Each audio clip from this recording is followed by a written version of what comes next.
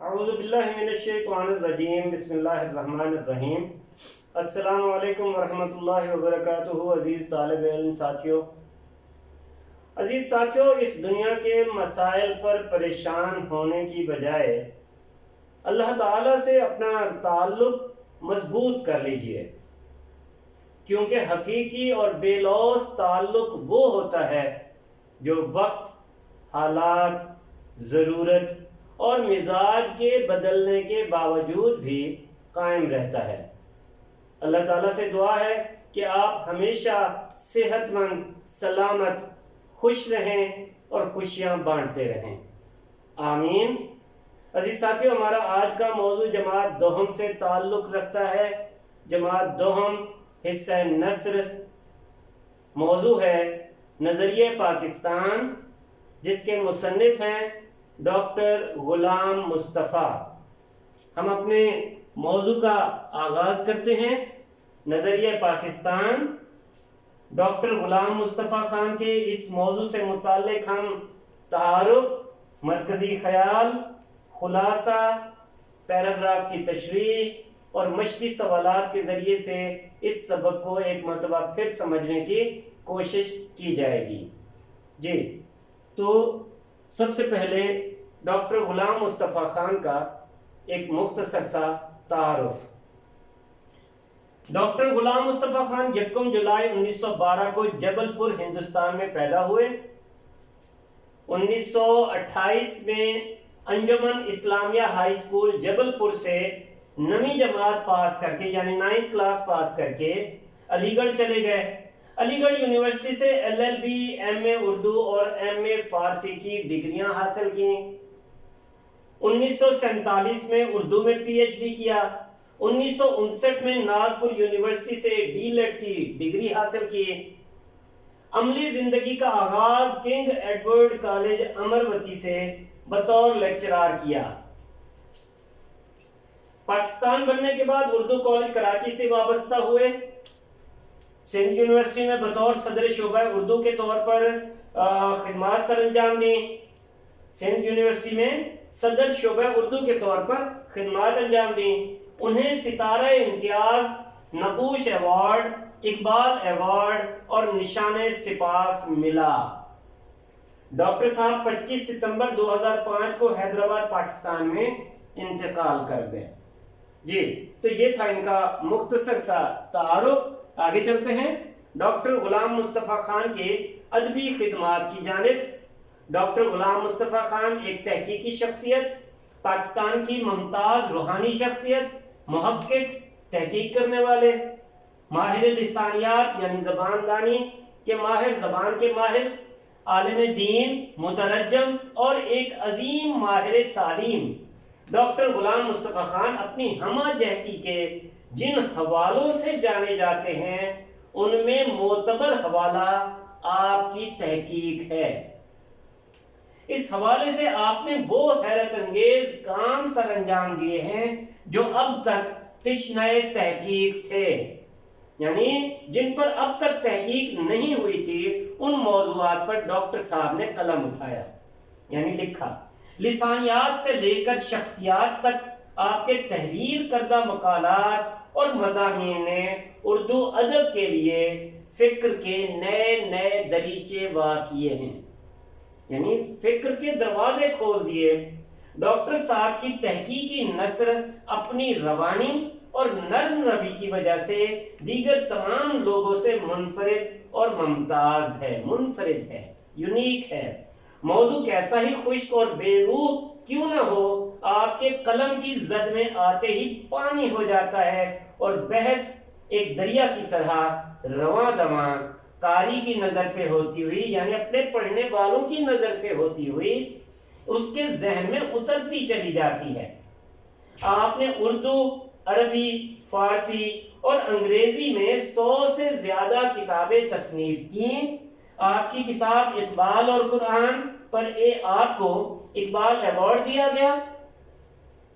اس کے علاوہ ادبی جائزے، فارسی پر اردو کا اثر، علمی نقوش، اردو سندھی لغت، سندھی اردو لغت، حالی کا ذہنی ارتقاء، تحریر و تقریر، حضرت مجدد الفسانی رحمۃ اللہ علیہ، گلشن وحدت، مکتوبات سیفیہ، معارف اقبال، اردو میں قرآن و حدیث کے محاورات، فکر و نظر، ہمہ قرآن، در شان محمد صلی اللہ علیہ وسلم جیسی عظیم تصانیف قابل ذکر ہیں۔ ان کی تصانیف کی تعداد 50 سے زیادہ بنتی ہے۔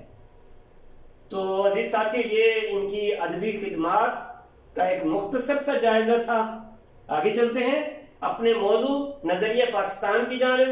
نظریہ پاکستان میں کیا بیان کیا گیا، اس کا مرکزی نقطہ کیا ہے، مرکزی خیال کیا ہے، سمجھ لیجئے ذرا۔ ڈاکٹر غلام مصطفیٰ خان کے اس مضمون میں پاکستان کی تعمیر کے بنیادی عوامل کا تذکرہ کیا گیا، فیکٹرز کا، اور اسباب کا تذکرہ انتہائی منفرد انداز میں کیا گیا ہے۔ کفر و الحاد یعنی غیر مسلم طاقتیں کفر و الحاد کے اس نازک دور میں مسلمان اپنی غیرت و حمیت بچانے کے لیے میدان میں اترے اور ملحد قوتوں کے خلاف یعنی غیر مسلم طاقتوں کے خلاف سیسا پلائی ہوئی دیوار بن گئے۔ آج بھی ہمارا ملک طرح طرح کے اندرونی اور بیرونی خطرات سے دوچار ہے، اور آج پھر اسی جذبہ عمل کی ضرورت ہے۔ آج ہمیں پھر سے ایک ملت اور ایک قوم بننے کے لیے متحد ہونے کی ضرورت ہے۔ نظریہ پاکستان کو مد نظر رکھتے ہوئے ہمیں اس کی ترقی اور استحکام کے لیے دن رات کوشش کرنا ہوگی، اپنے ذاتی مفاد کو پس پشت ڈالتے ہوئے اپنے ملکی مفاد کے لیے مسلسل کام کرنا ہوگا تاکہ ہم ترقی یافتہ قوموں کے شانہ بشانہ کھڑے ہو سکیں۔ تو عزیز ساتھی، یہ مرکزی نقطہ ہے، مرکزی خیال ہے جو اس پورے سبق کا احاطہ کرتا ہے۔ اس پورے مضمون میں جو باتیں کی گئی ہیں ان میں نظریہ پاکستان یعنی پاکستان بننے کا ایک طرح سے نظریہ بھی ہے، مگر اس کے اسباب اور تاریخی عوامل کا تذکرہ اس میں شامل ہے۔ تو یہ اس کا مرکزی خیال۔ آگے چلتے ہیں اس کے خلاصے کی جانب، اور اس سبق کی وضاحت بھی اس کے ذریعے سے ہوتی چلی جائے گی۔ عزیز ساتھیو، اس میں سب سے پہلے مغلیہ سلطنت کا ذکر کیا گیا۔ ڈاکٹر غلام مصطفیٰ نے انتہائی تحقیق کے ذریعے، ذرا سمجھ لیتے ہیں اس چیز کو۔ رواداری ہمیشہ سے مسلمانوں کا شیوا رہی ہے۔ رواداری یعنی سب کے ساتھ یعنی اچھا سلوک کرنا، برابر کا سلوک کرنا۔ تو رواداری ہمیشہ سے مسلمانوں کا شیوا رہی ہے، مسلمانوں کا شعار رہی ہے، طریقہ رہی ہے۔ مگر جلال الدین محمد اکبر بادشاہ جو مغل بادشاہ تھا، اس حوالے سے کچھ زیادہ ہی رواداری کا قائل تھا۔ ہندوؤں کے ساتھ اس کی بلا وجہ کی رواداری مسلمانوں کی مذہبی آزادی کو خطرے میں ڈالنے کا سبب بنی۔ ملکی اور سیاسی معاملات میں ہندوؤں کی مداخلت نے مسلمانوں کے مذہبی معاملات کے ساتھ ساتھ ان کی عملی زندگی کو بھی متاثر کر کے رکھ دیا۔ یعنی اکبر بادشاہ نے جو ہندوؤں میں ایک شادی کی جودھا بائی سے، تو اس کی وجہ سے ہندوؤں کو ملکی سیاست میں عمل دخل کا موقع ملا اور بہت سے غیر اسلامی طریقے ملک میں رائج ہونے لگے۔ چنانچہ حضرت مجدد الفسانی رحمۃ اللہ علیہ میدان عمل میں آئے، دین کی خاطر قید و بند کی تکلیفیں برداشت کر کے اسلامی اقدار کو فروغ دیا۔ مغلیہ حکومت کے زوال کے بعد انگریزوں نے ملک میں قدم جمائے۔ یہ اورنگزیب عالمگیر کی وفات کے بعد اس کے بیٹوں اور پھر اس کے پوتوں میں جو اقتدار کی ایک جنگ چھڑی، اس کی وجہ سے بہت سے ریاست کے سردار جو تھے وہ منتشر ہو گئے، متنفر ہو گئے اپنے مرکز سے، اور پھر انہوں نے اپنے مرکز کے خلاف ہی، وفاق کے خلاف ہی وہ لڑنے لگے۔ تو مرہٹے اور سکھ خاص طور پر انگریزوں نے ملک میں قدم جمایا، اور یوں ملک میں انتشار پھیل گیا، اور یہ ان کی سازش بھی تھی کہ ملک میں مختلف ریاستوں کے سرداروں کو آپس میں لڑا دیا جائے۔ انگریزوں کو ہندوستان سے نکالنے کے ساتھ ساتھ دین کی سربلندی کے لیے سلطان حیدر علی اور ٹیپو سلطان نے کوششیں جاری رکھیں. انہوں نے ملک کی دوسری ریاست کے سرداروں کو آپس میں ملانے کی کوشش کی, فرانس اور ترکی کو بھی آپس میں ملانے کی کوشش کی, مگر ان کی یہ کوشش کامیاب نہ ہو سکی. ملک کی ریاست کے دوسرے سرداروں نے ان کا ساتھ نہ دیا اور ان کو وہ فتح نہ مل سکی. شاہ ولی اللہ دہلوی رحمۃ اللہ علیہ اور ان کے بیٹوں نے مسلمانوں کی اصلاح کی تحریک شروع کی, ان کی اخلاقی تربیت کرنے کی کوشش کی مسلمانوں کی. اور اسی سلسلے میں 1831 میں شاہ اسماعیل رحمۃ اللہ علیہ نے شہادت پائی. 1857 کی جنگ آزادی کے بعد انگریز ہندوستان میں قدم جمانے میں کامیاب ہو گئے. سر سید احمد خان نے انگریزوں سے مفاہمت کو غنیمت جانتے ہوئے مسلمانوں کی اخلاقی اور تہذیبی اصلاح پر توجہ دی. مسلمانوں اور انگریزوں کے درمیان مفاہمت کرانے کی کوشش کی کہ مسلمان انگریزی تعلیم حاصل کر کے انگریزوں کے شانہ بشانہ کھڑے ہونے میں کامیاب ہو سکیں اور اپنی ذہنی ترقی کر سکیں. مولانا قاسم نانوتوی جو سر سید احمد خان کے ایک دوست تھے, انہوں نے دیوبند میں مسلمانوں کی دینی تعلیم و تربیت کی کوشش کی. ان کے ایک اور دوست نواب رفیق الملک نے 1906 میں ڈھاکہ میں مسلم لیگ قائم کی. کل ہند مسلم لیگ کی بنیاد رکھ کر مسلمانوں کو سیاست میں اعلیٰ مقام دلانے کی کوشش کی. نواب رفیق الملک نے 1906 میں مسلم لیگ کی بنیاد رکھی گئی. 1914 میں ہونے والی پہلی جنگ عظیم میں ترکی نے انگریزوں کی بجائے جرمنی کا ساتھ دیا. یعنی انگریزوں کا مقابلہ جرمنی سے ہوا اور ترکی نے جرمنی کا ساتھ دیا. اور ترکی جو تھا وہ ایک طرح سے ترکی کے سلطان جو تھے وہ حجاز مقدس کی حفاظت کی وجہ سے تمام مسلمانوں کے خلیفہ بھی سمجھے جاتے تھے. ترکی کے سلطان مسلمان انگریزوں کے خلاف تھے, اس لیے انگریزوں نے بھی مسلمانوں کو اپنا دشمن سمجھتے ہوئے جنگ میں فتح یاب ہونے کے بعد ترکی کی وسیع سلطنت کے ٹکڑے ٹکڑے کر دیے. مولانا محمد علی جوہر اور مولانا شوکت علی نے 1919 میں تحریک خلافت شروع کی.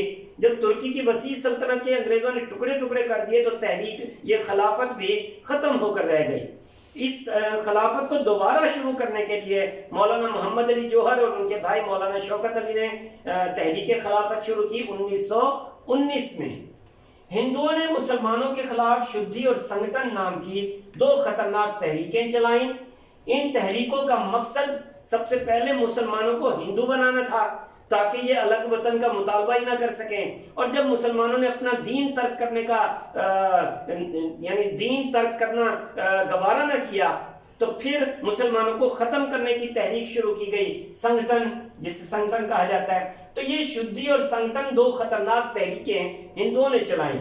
1928 میں نہرو رپورٹ شائع کی گئی جس میں مسلمانوں کے جداگانہ انتخاب کا اصول یکسر نظر انداز کر دیا گیا تھا. 1929 میں اس رپورٹ کے جواب میں قائد اعظم کے 14 نکات پیش کیے گئے.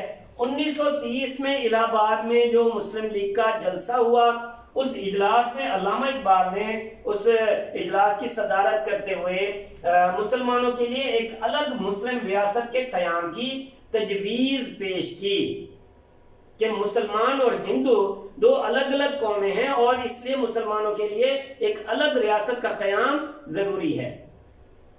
23 مارچ 1940 کو لاہور کے اجلاس میں قرارداد پاکستان منظور کی گئی لاہور میں, اور 7 سال بعد 14 اگست 1947 کو پاکستان وجود میں آیا. تو یہاں یہ جتنا بھی ہم نے یہاں پہ پڑھا ہے, دیکھا ہے, یہ سارا پس منظر تھا پاکستان کے قیام کا.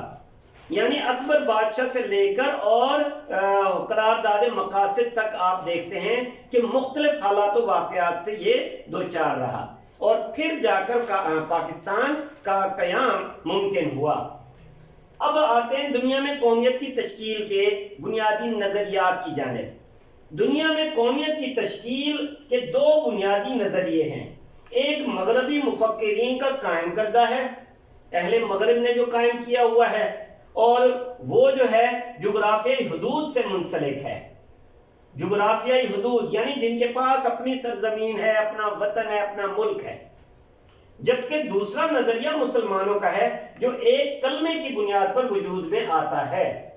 اب دیکھیں اہل مغرب نے جو قومیت کی تشکیل کی بنیاد بنائی ہے وہ یہ ہے کہ جس کے پاس اپنا وطن اپنی سرزمین ہے، جو ایک خاندان پر مشتمل ہے، جو خاندانی نسلی اور قبائلی بنیادوں پر اور جغرافیائی حدود پر وہ اس قومیت کی تشکیل کی بنیاد قائم کرتے ہیں، یعنی جس کے پاس اپنا وطن ہے وہ ایک الگ قوم ہے۔ اب دیکھیں جرمنی ہے، وہ ایک الگ قوم بھی ہے اور ایک ملک بھی ہے جرمن، اسی طرح فرینچ ایک قوم بھی ہے اور وہ الگ وطن بھی ہے فرانس، اسی طرح انگلینڈ ہے، انگریز بستے ہیں۔ تو غرض یہ کہ دنیا میں اس اہل مغرب کے ہاں یہ نظریہ پایا جاتا ہے جو خاندان، نسل اور قبائلی بنیادوں پر منحصر ہے، جبکہ دوسرا نظریہ مسلمانوں کا ہے، اور اس نظریے کی روح سے دنیا میں جہاں جہاں جس شخص نے بھی کلمہ طیبہ پڑھا ہوا ہے، لا الہ الا اللہ محمد رسول اللہ، وہ شخص ایک ہی قوم میں شمار ہوتا ہے، یعنی مسلمان قوم میں۔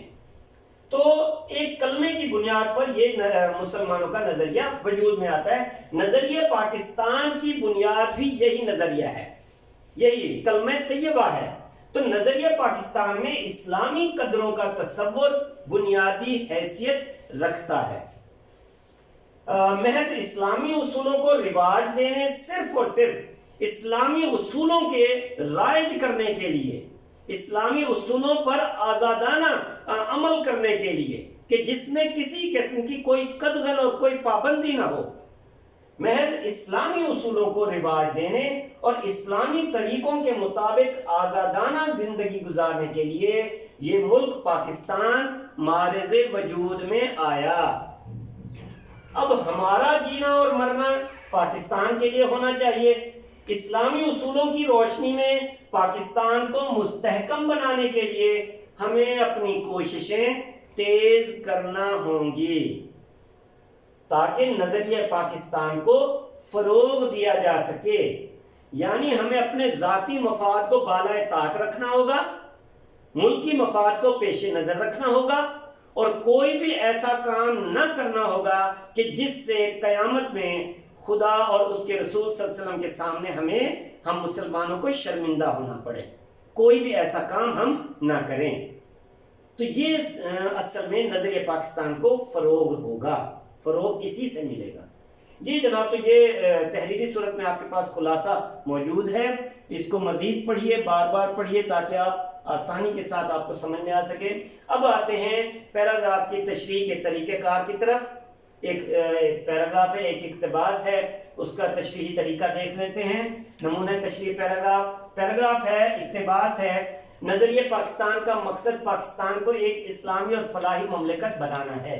یہ سبق کے تقریباً آخر میں سے یہ لیا گیا ہے۔ نظریہ پاکستان کا مقصد پاکستان کو ایک اسلامی اور فلاحی مملکت بنانا ہے۔ ہمیں ایسا کوئی قدم نہیں اٹھانا چاہیے جس کی وجہ سے خدا اور اس کے رسول صلی اللہ علیہ وسلم کے سامنے شرمندہ ہونا پڑے۔ ہمارا جینا اور مرنا پاکستان کے لیے ہونا چاہیے۔ قومی مفاد کے سامنے ذاتی مفاد کو دل سے نکال دینا چاہیے۔ ہر قسم کی گروہ بندی سے بالاتر ہو کر تمام پاکستانیوں کی فلاح و بہبود کی کوشش کرنا نظریہ پاکستان کو فروغ دینا ہے۔ تو یہ اصل اقتباس۔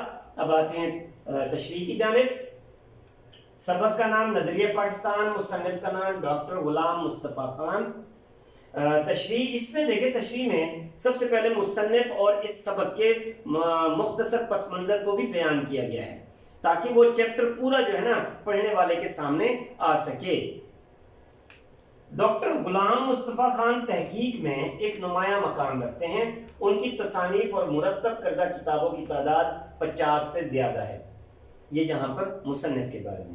اب سبق نظریہ پاکستان بھی ڈاکٹر صاحب کا ایک تحقیقی مضمون ہے جس میں انہوں نے پاکستان بننے کے عوامل پر روشنی ڈالتے ہوئے سب سے پہلے نظریہ پاکستان کی اساس اور اس کے تفصیلی پس منظر سے آگاہ کیا ہے۔ مسلمانوں نے ہر قسم کے خطرات کا سامنا کیا۔ اسلام کا جب کفر سے مقابلہ ہوا، اہل اسلام نے ڈٹ کر اس کا مقابلہ کیا۔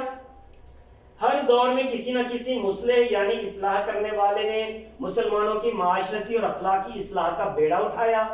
سبق میں قومیت کی تشکیل کے 2 بنیادی نظریات پر بھی روشنی ڈالی گئی ہے، یعنی یہ مغربی نظریہ قومیت ایک مغربی نظریہ قومیت اور اسلامی نظریہ قومیت دوسرا۔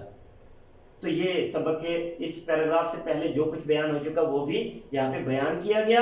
اب آتے ہیں اصل عبارت کی تشریح کی جانب۔ مصنف ڈاکٹر غلام مصطفیٰ نظریہ پاکستان کا مقصد واضح کرتے ہوئے کہتے ہیں کہ ایک اسلامی اور فلاحی مملکت جس میں تمام لوگوں کے لیے بنیادی سہولیات، جان و مال اور عزت کا تحفظ ہو، نظریہ پاکستان کا خاص مقصد تھا۔ اصل عبارت پہ ذرا دوبارہ توجہ دیجیے۔ اصل عبارت کیا ہے؟ نظریہ پاکستان کا مقصد پاکستان کو اسلامی اور فلاحی مملکت بنانا ہے۔ ہمیں ایسا کوئی قدم نہیں اٹھانا چاہیے، یعنی ایک اسلامی اور فلاحی مملکت بنانا ہی نظریہ پاکستان کا اصل مقصد ہے۔ تو مصنف ڈاکٹر غلام مصطفیٰ نظریہ پاکستان کا مقصد واضح کر رہے ہیں کہ ایک اسلامی اور فلاحی مملکت جس میں تمام لوگوں کے لیے بنیادی سہولیات ہوں، جان و مال کا تحفظ ہو، عزت کا تحفظ ہو، یہ نظریہ پاکستان کا خاص مقصد تھا، جو حقیقت میں نظریہ اسلام کے تحت ہی وجود میں آیا۔ لہذا بحیثیت پاکستانی ہمیں ایسا کوئی کام نہیں کرنا چاہیے کہ جس کی وجہ سے ہمیں خدا اور اس کے رسول صلی اللہ علیہ وسلم کے سامنے شرمندگی اٹھانا پڑے۔ عزیز ساتھیوں، کوشش یہ کرنی ہے کہ اصل عبارت کو ایز اٹ از لکھنے سے پرہیز کرنا ہے۔ اصل عبارت کے جو الفاظ ہیں وہ بھی لکھنے سے گریز کریں، کوشش کریں کہ ان کے مترادفات یا ان کو اپنے الفاظ میں آپ تبدیل کر لیں، وہ زیادہ بہتر ہے، اور پھر وضاحت کے ساتھ اپنی وضاحت بھی اس میں شامل کرتے جائیں۔ نظریہ پاکستان کا مقصد، آگے چلتے ہیں۔ نظریہ پاکستان کا مقصد ایک ایسی ریاست کا حصول بھی تھا جس میں اسلام کے سنہری اصولوں کے مطابق اسلامی معاشرے کی تشکیل کی جا سکے اور مسلمان اسوہ حسنہ کے مطابق اپنے انفرادی اور اجتماعی کردار کو بہتر کر سکیں، اور یہ بھی کہ آپس میں فرقہ بندی اور تفریق کو ختم کرتے ہوئے اپنا ذاتی مفاد بھول جائیں، یعنی اپنے ذاتی مفاد کو بھول کر صرف اور صرف ملکی مفاد کو پیش نظر رکھنا ہے، آپس کے فرقہ پرستی کو چھوڑ دینا ہے، فرقہ بندی کو، آپس میں جتنے بھی گروہ بنے ہوئے ہیں خاندان کی بنیاد پر، نسل کی بنیاد پر، ذات کی بنیاد پر، مذہب کی بنیاد پر، مسالک کی بنیاد پر، رنگ کی بنیاد پر، زبان کی بنیاد پر، تو یہ سارے فرقہ بندیوں کو ختم کرنا ہوگا، آپس کے فرق کو ختم کرنا ہوگا،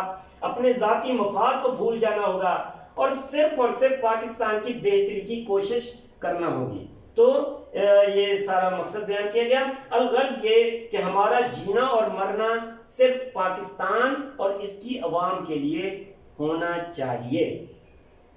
جی، تو یہ تھا طریقہ جس میں ایک اقتباس کو وضاحت کے ساتھ پیش کیا گیا، اور اپنے الفاظ میں مترادفات جتنے شامل کر سکتے ہیں، اپنی وضاحت جتنی شامل کر سکتے ہیں، وہ یہاں پہ آپ کر سکتے ہیں، کریں۔ جی، آگے چلتے ہیں مشقی سوالات کی جانب۔ یہ پورا سبق کا ایک احاطہ کیا گیا، اب آتے ہیں مشقی سوالات، اور ان مشقی سوالات کے ذریعے ایک مرتبہ پھر ہم اس سبق کا اعادہ کر لیتے ہیں۔ جی، سب سے پہلا سوال دیکھیے، حضرت مجدد الفسانی رحمۃ اللہ علیہ کی تعلیم کا شاہ جہان اور اورنگزیب عالمگیر پر کیا اثر ہوا؟ عزیز ساتھیو، یہ اضافی سوال ہے جو اس کتاب میں شاید شامل نہیں ہے، مگر یہ آپ کی تفہیم اور آپ کے سمجھنے کے لیے شامل کیا گیا ہے۔ نظریہ پاکستان کے بنیادی عوامل، دیکھیں سوال دیکھیں، حضرت مجدد الفسانی رحمۃ اللہ علیہ کی تعلیم کا شاہ جہان اور اورنگزیب عالمگیر پر یعنی مغل بادشاہوں پر کیا اثر ہوا؟ نظریہ پاکستان کے بنیادی عوامل کا تذکرہ کرتے ہوئے مصنف ڈاکٹر غلام مصطفیٰ خان کہتے ہیں، یعنی اس میں سبق کا بھی حوالہ آگے اور مصنف کا بھی۔ ڈاکٹر غلام مصطفیٰ خان کہتے ہیں کہ حضرت مجدد الفسانی رحمۃ اللہ علیہ کی اصلاحی تحریک ہی کا یہ نتیجہ تھا کہ جہانگیر نے اسلامی شریعت کے مطابق قوانین نافذ کیے۔ جہانگیر نے، مغل بادشاہ شاہ جہان نے کافی حد تک اسلام اور مسلمانوں کو تحفظ دیا۔ ان کے اثر سے شاہ جہان کے بعد اس کا بیٹا عالمگیر دین کا سچا خادم بنا۔ اورنگزیب عالمگیر کا دور بے شک ایک مثالی دور تھا، اور ہم اسے دنیا کے بہترین مسلم بادشاہوں میں شمار کر سکتے ہیں۔ تو یہ حضرت مجدد الفسانی کی تعلیم کا اثر تھا کہ شاہ جہان اور پھر ان کے بعد اورنگزیب عالمگیر دین کے خادم بنے۔ اگلا سوال دیکھیے، مسلمانوں کو اپنے دینی معاملات میں اپنی آزادی کب ختم ہوتی نظر آئی؟ جو اس کتاب میں بھی یہ سوال موجود ہے۔ سوال کا جواب دیکھیے، مصنف ڈاکٹر غلام مصطفیٰ خان اپنے مضمون نظریہ پاکستان میں ان عوامل کا تذکرہ کرتے ہیں کہ مغل بادشاہ اکبر کی ہندوؤں کے ساتھ بیجا رواداری کے نتیجے میں ہندوؤں کی ملکی سیاست میں دخل اندازی بڑھتی چلی گئی۔ ان ہندوؤں نے ملک میں اپنے کافرانہ طور طریقے رائج کرنا شروع کر دیے۔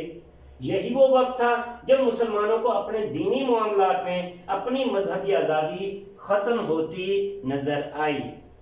تو مسلمانوں کی اپنے دینی معاملات میں آزادی کب ختم ہوتی نظر آئی؟ جب ملک میں ہندوؤں کے کافرانہ طور طریقے رائج ہونے لگے۔ جی یہ سوال کا جواب تھا۔ آگے چلتے ہیں اگلے سوال کی جانب۔ سوال نمبر 3 دیکھیے، سلطان ٹیپو اپنی جد و جہد میں کیوں کامیاب نہ ہو سکا؟ یہ جو سوال کتاب میں دیا گیا ہے، یا پھر اس کی دوسری صورت کیا ہو سکتی ہے؟ دوسرا سوال کہ سلطان حیدر علی اور سلطان ٹیپو کو انگریزوں کے خلاف جد و جہد میں کامیابی کیوں حاصل نہ ہو سکی؟ تو جواب دیکھیں، نظریہ پاکستان کی تاریخ کا جائزہ لیتے ہوئے مصنف ڈاکٹر غلام مصطفیٰ خان کہتے ہیں اورنگزیب عالمگیر کی وفات کے بعد اس کے بیٹوں اور پوتوں کے باہمی نفاق اور کمزوری کی وجہ سے مغلیہ سلطنت کا زوال شروع ہو گیا۔ مرہٹوں اور سکھوں کے گروہوں نے سر اٹھایا اور ان کی وجہ سے انگریزوں نے اپنے قدم جمائے اور ملک میں انتشار کی فضا قائم ہوئی۔ دین اسلام کی سربلندی کے لیے ریاست میسور کے سلطان حیدر علی اور اس کے سپوت یعنی بہادر بیٹے سلطان ٹیپو نے ہندوؤں اور انگریزوں کا مقابلہ کیا اور آزادی کی جنگ لڑی، لیکن افسوس کہ ملک کے دوسرے سرداروں نے ساتھ نہ دیا اور آزادی کی یہ تحریک کامیاب نہ ہو سکی۔ تو سلطان ٹیپو اپنی جد و جہد میں اس لیے کامیاب نہ ہو سکا کہ ریاست کے دوسرے سرداروں نے ان کا ساتھ نہ دیا۔ ٹھیک ہے جی، تو یہ اس کا پورا پس منظر کے ساتھ اس کا جواب ہے۔ آگے چلتے ہیں اگلا سوال دیکھیں، تحریک خلافت کیوں شروع کی گئی؟ تحریک خلافت شروع کرنے کی وجہ کیا تھی؟ تو اس کا دیکھیے جواب، نظریہ پاکستان کی تاریخ کا جائزہ لیتے ہوئے مصنف ڈاکٹر غلام مصطفیٰ خان کہتے ہیں کہ پہلی جنگ عظیم میں ترکی نے جرمنی کا ساتھ دیا تھا انگریزوں کی بجائے۔ انگریزوں کو اس جنگ میں فتح ملی، انہوں نے مسلمانوں سے دشمنی کی بنیاد پر ترکی کی وسیع سلطنت کے ٹکڑے ٹکڑے کر دیے اور اسی طرح خلافت بھی ختم ہو کر رہ گئی۔ تو تحریک خلافت کیوں شروع کی گئی؟ یہ تحریک خلافت جو خلافت ختم ہوئی اس کا سبب بتایا گیا، وجہ بتائی گئی۔ اور پھر آگے دیکھیں، ہندوستان کے مسلمانوں نے مولانا محمد علی جوہر اور مولانا شوکت علی کی رہنمائی میں ترکی میں خلافت کے تحفظ اور حجاز مقدس میں مقامات مقدسہ کی حفاظت کے لیے تحریک خلافت چلائی۔ جی تو یہ تھا تحریک خلافت کے شروع کرنے کا اصل سبب۔ آگے چلتے ہیں، علامہ اقبال نے مسلمانوں کے لیے الگ وطن کا مطالبہ کب اور کہاں کیا؟ علامہ اقبال نے مسلمانوں کے لیے، بہت آسان سا جواب ہے، مصنف ڈاکٹر غلام مصطفیٰ خان اپنے مضمون نظریہ پاکستان کے مضمون نظریہ پاکستان میں قیام پاکستان کے اسباب کا تذکرہ کرتے ہوئے کہتے ہیں کہ مسلمانوں کے عظیم رہنما علامہ محمد اقبال نے دسمبر 1930 میں کب کیا؟ دسمبر 1930 میں مسلم لیگ کے الہ آباد والے اجلاس میں، کہاں؟ مسلم لیگ کے الہ آباد والے اجلاس میں نظریہ پاکستان کو مد نظر رکھتے ہوئے خطبہ دیا، جس میں انہوں نے مسلمانوں کے لیے الگ وطن بنانے کی تجویز پیش کی۔ تو یہ اس کا جواب اس کے اندر موجود ہے۔ آگے چلتے ہیں، اہل مغرب نے قومیت کی بنیاد کس پر رکھی ہے؟ یعنی مغرب والوں نے قومیت کی بنیاد کس چیز پر رکھی ہے؟ تو مصنف ڈاکٹر غلام مصطفیٰ خان اپنے مضمون نظریہ پاکستان میں قومیت کی تشکیل کے دو بنیادوں کا تذکرہ کرتے ہیں۔ انہوں نے ان میں سے ایک مغربی مفکرین کی قائم کی ہوئی ہے۔ اہل مغرب نے خاندانی، نسلی اور قبائلی بنیادوں میں ذرا وسعت پیدا کر کے قومیت کی بنیادیں جغرافیائی حدود پر قائم کی اور کہا کہ قومیں وطن سے بنتی ہیں، یعنی جن کے پاس اپنی زمین اور اپنا وطن ہے وہ ایک قوم ہے۔ تو قومیت کی بنیاد جغرافیائی حدود پر استوار کی اہل مغرب نے۔ آگے چلتے ہیں، مسلمانوں کی قومیت کی بنیاد کیا ہے؟ مصنف ڈاکٹر غلام مصطفیٰ خان اپنے مضمون نظریہ پاکستان میں قومیت کی تشکیل کی دو بنیادوں کا ذکر کرتے ہیں۔ وہ کہتے ہیں کہ ان میں سے ایک جو مغربی مفکرین کی قائم کی ہوئی ہے، جس کا تذکرہ ہم پچھلے سوال میں کر چکے ہیں، جبکہ دوسری بنیاد جو ہے وہ رسول اکرم صلی اللہ علیہ وسلم کی قائم کی ہوئی ہے. آپ صلی اللہ علیہ وسلم نے ملت اسلامیہ کی تشکیل کرتے وقت یہ بنیاد قائم فرمائی. اس کی روح سے مسلمانوں کی قومیت ایک نظریاتی قومیت ہے جو لا الہ الا اللہ پر قائم ہے. یعنی یہ کہ نسل، رنگ اور وطن کی بنیاد پر نہیں بلکہ ایک نظریہ، ایک عقیدہ، ایک کلمے کی بنیاد پر وجود میں آئی ہے. اسی نظریاتی پہلو کو نمایاں کرنے کے لیے اسے ملت کہا گیا ہے. یعنی یہ ملت اسلامیہ ہے، مسلمانوں کی امت ہے. جی آگے دیکھیں نظریہ پاکستان کا مقصد کیا ہے. اب یہ مقصد یہاں پہ بیان کیا گیا. مصنف ڈاکٹر غلام مصطفیٰ خان اپنے مضمون نظریہ پاکستان کی وضاحت کرتے ہوئے کہتے ہیں کہ نظریہ پاکستان کا مقصد پاکستان کو ایک اسلامی اور فلاحی مملکت بنانا ہے. نظریاتی ایک اسلامی اور فلاحی مملکت بنانا ہے پاکستان کو، جہاں اسلامی اصولوں کی ترویج، یعنی اسلامی اصولوں کو رائج کیا جائے، ترویج کی جائے، اشاعت ہو اور پھیلایا جائے، یعنی اسلامی اصولوں کو، اور اہل عالم کے لیے مثالی مملکت کا نمونہ فراہم کیا جائے. تو یہ نظریہ پاکستان کا اصل مقصد ہے کہ نظریہ پاکستان کا اصل مقصد پاکستان کو ایک اسلامی اور فلاحی مملکت بنانا ہے، جہاں پر اسلامی اصولوں کو رواج دیا جائے گا، ان کی اشاعت کی جائے گی اور پھر اہل عالم کے لیے مثالی مملکت کا نمونہ فراہم کیا جائے گا. آگے چلتے ہیں. سوال آگے اگلا کہ شدھی اور سنگٹن کی تحریکوں کے مقاصد کیا تھے. یہ ہم وضاحت سے پہلے بھی پڑھ چکے ہیں، دوبارہ دیکھیے. پاکستان بننے میں جو عوامل کار فرما تھے ان کا تذکرہ کرتے ہوئے مصنف ڈاکٹر غلام مصطفیٰ خان کہتے ہیں کہ ہندوؤں کی فرقہ پرست جماعتوں نے مسلمانوں کا زور توڑنے کے لیے 2 تحریکیں چلائیں جنہیں شدھی اور سنگٹن کہا جاتا ہے. یہ 2 تحریکیں تھیں. مسلمانوں کو ہندو بنانے کا کام شدھی تحریک چلانے والوں کے ذمہ تھا، اور جب مسلمانوں نے اپنا دین ترک کرنے سے انکار کیا تو ہندوؤں نے دوسری تحریک یعنی سنگٹن چلائی، جس کا مقصد مسلمانوں کو ختم کرنا تھا تاکہ نہ ہی مسلمان رہیں اور نہ ہی پاکستان کبھی وجود میں آ سکے. تو آسان ہے جواب اس کا. شدھی کی تحریک مسلمانوں کو ہندو بنانے کی تحریک تھی اور سنگٹن کی تحریک مسلمانوں کو ختم کرنے کی تحریک تھی. اگلا سوال دیکھیے. پاکستان کو مضبوط اور مستحکم بنانے کے لیے ہمیں کیا کرنا چاہیے؟ پاکستان کو کس طرح مضبوط اور مستحکم بنایا جا سکتا ہے؟ مصنف ڈاکٹر غلام مصطفیٰ خان نے سبق نظریہ پاکستان میں پاکستان کو مضبوط اور مستحکم بنانے کی تجویز بھی پیش کر دی ہے کہ کس طرح ہم مضبوط بنا سکتے ہیں. اگر ہم پاکستان کو مضبوط اور مستحکم دیکھنا چاہتے ہیں تو سب سے پہلے ہمیں نظریہ پاکستان کو پیش نظر رکھنا ہوگا، بالکل سامنے رکھتے ہوئے نظریہ پاکستان کو پھر کام کرنا ہوگا، جس کا مقصد پاکستان کو صرف اور صرف اسلامی اور فلاحی مملکت بنانا تھا. بحیثیت مسلمان ہمیں ایسا کوئی کام نہیں کرنا چاہیے جس سے ہمیں خدا اور اس کے رسول صلی اللہ علیہ وسلم کے سامنے شرمندہ ہونا پڑے. صوبائی اور نسلی تعصب یعنی علاقے اور ذات پات کے فرق کو مٹا کر سب کی بہتری کی کوشش کرنا ہوگی، اور یہ ہر پاکستانی کا نقطہ نظر ہونا چاہیے. یہ چیز قومی مفاد کے سامنے ذاتی مفاد کو بھلا دینے سے ہی پاکستان کو مضبوط اور مستحکم بنایا جا سکتا ہے. تو عزیز ساتھی یہ سوالات اور ان کے جواب. اب آتے ہیں اپنے آخری سوال کی جانب. سوال نمبر 11 دیکھیے. درج ذیل الفاظ و مرکبات کو جملوں میں استعمال کریں. تو کفر و الحاد، سب سے پہلا لفظ دیکھیے. کفر و الحاد، الحاد، کفر و الحاد، غیر مسلم طاقتیں. کفر و الحاد اس کا مطلب ہے کفر و الحاد کے مقابلے کے لیے ڈٹ کر کھڑے ہونا ہر مسلمان کا فرض ہے. تو یہ اس کا جملہ. اگلا دیکھیے لفظ نفاق. نفاق کا مطلب ہے پھوٹ یا نا اتفاقی، یعنی اتفاق نہ ہونا. مغلیہ سلطنت آپس کے نفاق کی وجہ سے کمزور ہوئی تھی. مغلیہ سلطنت آپس کے باہمی جھگڑوں کی وجہ سے، منتشر ہونے کی وجہ سے، اتفاق نہ ہونے کی وجہ سے کمزور ہوئی تھی. تو یہ نفاق. ولولہ، ولولہ کا مطلب ہے جوش یا جذبہ.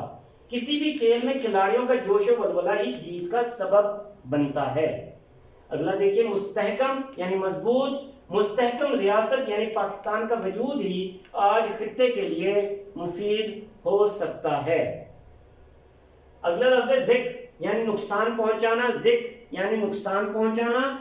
نقصان. دشمن ہمیشہ سے مسلمانوں کو ذکر پہنچانے کی فکر میں رہا ہے.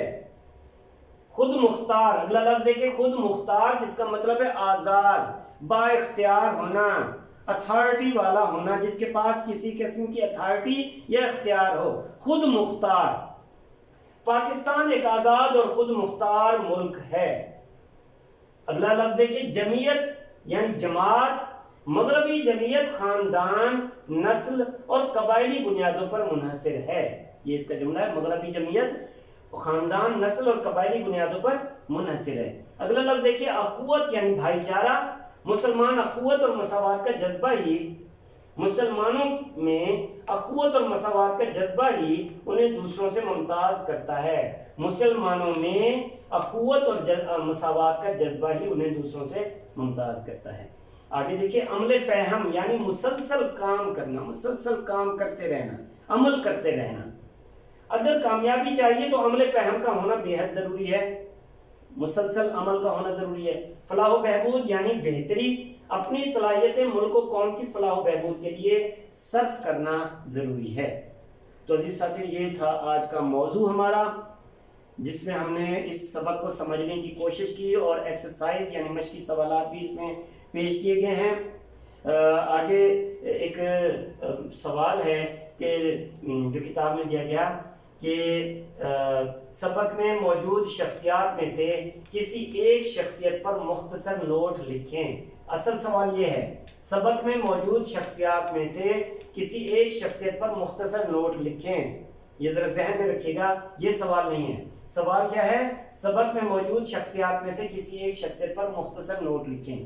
تو میں نے علامہ اقبال کی شخصیت پر مشتمل یہ نوٹ یہاں پہ شامل کیا۔ سب سے پہلے یہ تعارف پیش کیا گیا اور پھر ان کی شاعرانہ خصوصیات، تو آپ غور سے دیکھ لیجئے، جس میں علامہ اقبال کے بارے میں مختصر طور پر بتایا گیا اور پھر شاعرانہ خصوصیات یہ، اور آگے دیکھیے یہ سارے شاعرانہ خصوصیات ہیں۔ اس طرح ہم یعنی دیکھتے ہیں کہ مختصر طور پر علامہ اقبال کا ایک تعارف جو ہے وہ یہاں پہ پیش کر دیا گیا ہے۔ اپنا خیال رکھیے، اس چینل کو لائک، شیئر اور سبسکرائب کیجئے۔